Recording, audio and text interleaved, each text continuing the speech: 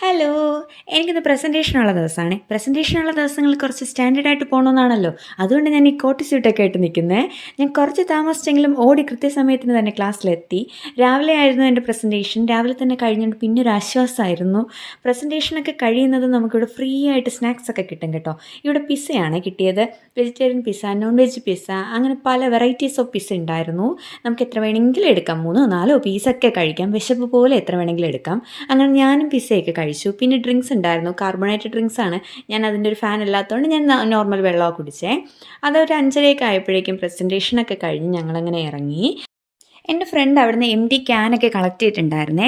ഇത് നമുക്ക് ചില ഷോപ്പിൽ കൊണ്ട് കൊടുക്കുമ്പോഴേക്കും നമുക്കൊരു പർട്ടിക്കുലർ എമൗണ്ടിൽ നമുക്ക് അവിടുന്ന് ഫ്രീ ആയിട്ട് പർച്ചേസ് ചെയ്യാം കേട്ടോ. അതായത് ഇതാണ് മെഷീൻ. ഇതിനകത്തോട്ട് നമ്മൾ ക്യാൻ ഇടുമ്പോഴേക്കും ഓരോ ക്യാനും 15 സെൻറ്റ് വീതം കിട്ടും. അതായത് നാട്ടിൽ 15 രൂപയോളം കിട്ടും കേട്ടോ.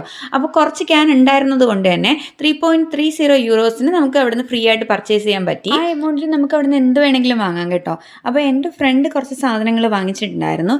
ഇത്രയും ഐറ്റംസ് എൻ്റെ ഫ്രണ്ട് ഫ്രീ ആയിട്ട് വാങ്ങിച്ചതാണ് കേട്ടോ, ബോട്ടിൽ കൊടുത്തിട്ടുള്ള പൈസയ്ക്ക്. അതിനുശേഷം എനിക്ക് കുറച്ച് പർച്ചേസ് ചെയ്യാനുണ്ടായിരുന്നേ. അപ്പോൾ ഞാൻ എൻ്റെ വീടിൻ്റെ അടുത്തുള്ള ഷോപ്പിംഗ് സെൻറ്ററിൽ പോയി. ഈ സമയത്ത് ഷോപ്പൊക്കെ കാണാൻ ഭയങ്കര രസമായിരിക്കും. കാരണം ക്രിസ്മസിൻ്റെ ലൈറ്റിങ്ങും ഡെക്കറേഷനും ഒക്കെ ആയിട്ട് നല്ല രസമായിരിക്കും കാണാൻ വേണ്ടിയിട്ട്. ചില ഷോപ്സ് ഡെക്കറേറ്റീവ് ഐറ്റംസ് മാത്രം വിൽക്കാനുള്ളതും അങ്ങനത്തെ ഷോപ്സൊക്കെ കാണാൻ ഭയങ്കര രസമാണ് കേട്ടോ. അങ്ങനെ അതൊക്കെ കണ്ട് പർച്ചേസിങ് ഒക്കെ കഴിഞ്ഞ് ഞാൻ വീട്ടിലേക്ക് പോയി.